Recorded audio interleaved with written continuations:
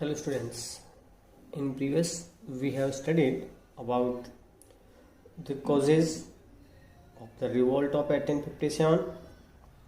After that we just studied about the beginning of the uprising. Today we are just going to study about how it spread in the other parts of the India.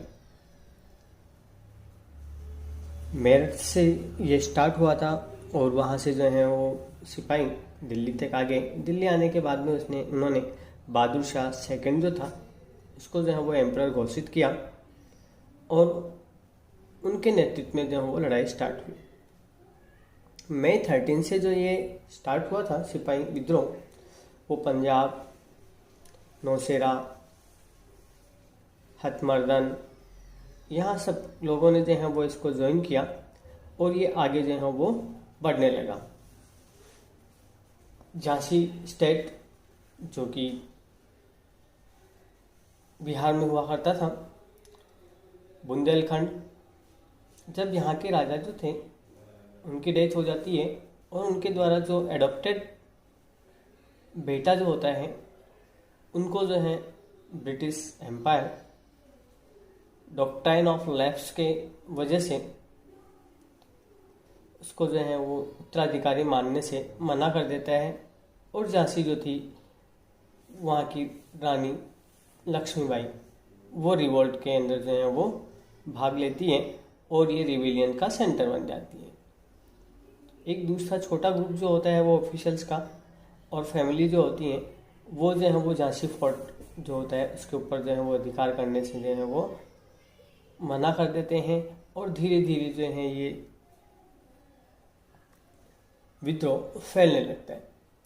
Bengal army जो थी उसके कुछ हो गए, इसके बाद में जो है ये आगे फैलता चला जाता है और जनरल व्हीलर जो था उसने कानपुर के अंदर जो है वो किसी तरीके से यूरोपियन जो लोग थे उनकी सहायता से उस पर अपना जो है वो अधिकार कर लेता है। नाना साहब यहाँ पे जो वो विद्रोह करते हैं लेकिन ये जो है वो ज़्यादा आगे चल नहीं पाता है।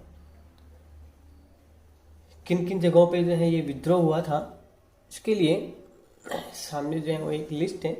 इस लिस्ट का मैं आपको जो है वो एक PDF भी जो है वो भेज दूंगा। तो इसके अंदर प्लेसेस दिए हुए हैं और उनका लीडर कौन था। अगर स्टार्टिंग से हम देखें तो बैरकपुर जो था वहाँ पर जो मंगल पांडे था उसने नेतृत्व किया। दिल्ली में बहादुर शाह सेकंड, जनरल बख्त खान, हकीम असनुल्ला, ये सारे जो हुआ करते थे इन्होंने जो है वो नेतृत्व किया। तो ये एक लिस्ट जो यहाँ दी हुई है इसको एक बार आप जो है वो पढ़ लेंगे।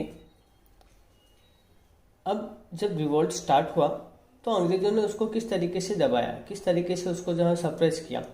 तो सप्रेस करने का जो काम जो था वो ये विद्रोह लगभग 1 साल तक जो वो चलता रहा। जब विद्रोह को जो है वो 1800 स्टार्टिंग में जो है वो अंग्रेजों ने ज़्यादा ध्यान नहीं दिया, लेकिन फिर उसके बाद में उन्होंने आसपास में भेजी हुई जितनी भी सेनाएं थी उनको अपने पास में बुला लिया और इस तरीके से धीरे धीरे उन्होंने जो है वो अपना अधिकार करना शुरू किया। लगभग ऐसा करने में उनके 1 साल का जो वो समय लगा। बहादुर शाह सेकंड जो थे उनको जो है वो अरेस्ट कर लिया गया और रंगून, जिसको अब हम यंगून के नाम से जानते हैं, वहाँ पर जो वो भेज दिया गया। बहुत सारे रिबेलियंस जो हुआ करते थे उनको जो है वो लड़ाई के अंदर मारे गए। कुछ जो थे वो यहाँ से जो है वो नेपाल जो है वो चले गए। नाना साहब जो था उनको जो है वो पकड़ लिया गया और उनको जो है वो फांसी की सज़ा सुना दी गई। लास्ट रिपेलियन जो थे जिनकी डिफीट हुई वो 20 जून 1858 के अंदर हुई और इस तरीके से जो है उसको दबा दिया गया। अब प्रश्न ये उठता है कि एक्चुअल में इस फेल्योर के और रिवोल्ट के जो है उसके कारण क्या क्या थे। इसके वजह से तो बहुत सारे कारण हमारे सामने आते हैं, लेकिन कुछ जो मेन कारण हैं उनमें से ये थे। पहला, लैक ऑफ कॉमन आइडल। कोई भी एक व्यक्ति का जो है वो यहाँ पे आइडल नहीं था कि भाई किस बेसिस पे वो जो है वो लड़ाई कर रहे हैं, क्या रीजन है लड़ने का। उनके पास में ऐसा जो कोई आइडल नहीं था। Fought for on goals and glory. Person जो हुआ करते थे वो अपने गोल्स के लिए लड़ रहे थे। जैसे हम बात करें नाना साहब की, तो वो पेशवा के लिए जो है वो लड़ रहे थे, बनने के लिए अपने आप की जो ग्लोरी जो थी उसको जो है वो वापस अचीव करना चाहते थे। इस वजह से उनके द्वारा लड़ाई की जा रही थी। रानी झांसी की जो थी उनके बारे में हम बात करें तो वो उनके जो बेटा जो था उसको उत्तराधिकारी का पद दिलाने के लिए जो है वो लड़ाई कर रही थी। बहादुर शाह जफर जो था वो मुगलों की जो ग्लोरी खो गई थी उसके लिए जो है वो लड़ाई कर रहे थे। इस तरीके से सबके जो है वो गोल्स जो थे वो सबके अलग अलग थे। इस वजह से ये अपराइजिंग जो था वो फेल हो गया, उसका फेलियर हुआ। हिंदू और मुस्लिम जो हुआ करते थे वो अपने अपने धर्म की जो नुकसान हुआ था अंग्रेजों की वजह से, उनको जो है वो पूरा करने के लिए या उसको जो है वो अडॉप्ट करने के लिए उनके द्वारा लड़ाई की जा रही थी। जब रिवोल्ट हुआ तो ये मेरठ से स्टार्ट हुआ और नॉर्दर्न इंडिया के मैक्सिमम जितने स्टेट्स थे वहाँ तक जो है फैल गया। लेकिन जो लीडर्स जो थे और लैक ऑफ रिसोर्सेज की जो वो कमी थी, उनके पास में वो सारे रिसोर्सेज नहीं थे जो कि अंग्रेजों के पास में थे। इस वजह से उनको जो है वो इसका जो है वो सामना करना पड़ा और उनकी जो है वो हार हुई। कॉन्सिक्वेंसेज ऑफ रिवोल्ट जब हो गया, उसका परिणाम निकल गया, तो उसके परिणाम क्या क्या निकले। पहला परिणाम ये हुआ कि गवर्नमेंट ऑफ इंडिया एक्ट 1858 वो पास किया गया और उसके अकॉर्डिंग जो है जो ईस्ट इंडिया कंपनी थी उसका रूल जो था वो भारत के ऊपर ख़त्म हो गया और उसको जो है वो ब्रिटिश क्राउन के हाथों में चला गया। इंडियन एडमिनिस्ट्रेशन जो था वो ब्रिटिश क्राउन के अंडर में हो गया। उस समय जो गवर्नर हुआ करता था, गवर्नर जनरल जो था, उसकी पोस्ट को जो वो हटा दिया गया। उसकी जगह पे भारत में जो हो वायसराय की पोस्ट जो वो स्टार्ट कर दी गई। डॉक्ट्राइन ऑफ लैप्स जो हुआ करता था उसको जो है उनके द्वारा विड्रॉ कर दिया गया और जो प्रिंसली स्टेट्स हुआ करते थे उनको जो वो अपना अपना रूल आउट करने के लिए कह दिया गया।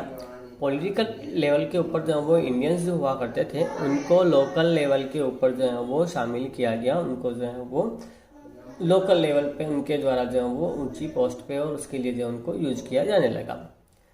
सारी जो आर्मी थी उसको वापस ऑर्गेनाइज किया गया। पुराना जो तरीका हुआ करता था जिसके कारण जो है वो रिवेल हो गया था, उन सारी त्रुटियों को, उन सारी गलतियों को जो है वो कम किया गया। इन सारी चीज़ों को हटा के उनके द्वारा इंडियन सोर्स और पॉपुलेशन जो हुआ करती है उसको जो है वो फोकस किया गया। उसको किस तरीके से प्रॉफिटेबल यूज किया जा सकता है उसके लिए यूज किया गया। ब्रिटिशर्स का रेशियो जो था वो आर्मी के अंदर जो है वो धीरे धीरे जो है वो बढ़ा दिया गया दूसरे लोगों। क्योंकि वो चाहते थे कि जो भारतीय जो संख्या ज़्यादा होने की वजह से रिवोल्ट हुआ था उस रिवोल्ट अगेन ना हो, इसके लिए उनके द्वारा वर्कआउट किए गए। आगे का हम जो है वो नेक्स्ट क्लास में पढ़ेंगे। हमारे चैनल को लाइक और सब्सक्राइब करना ना भूलें।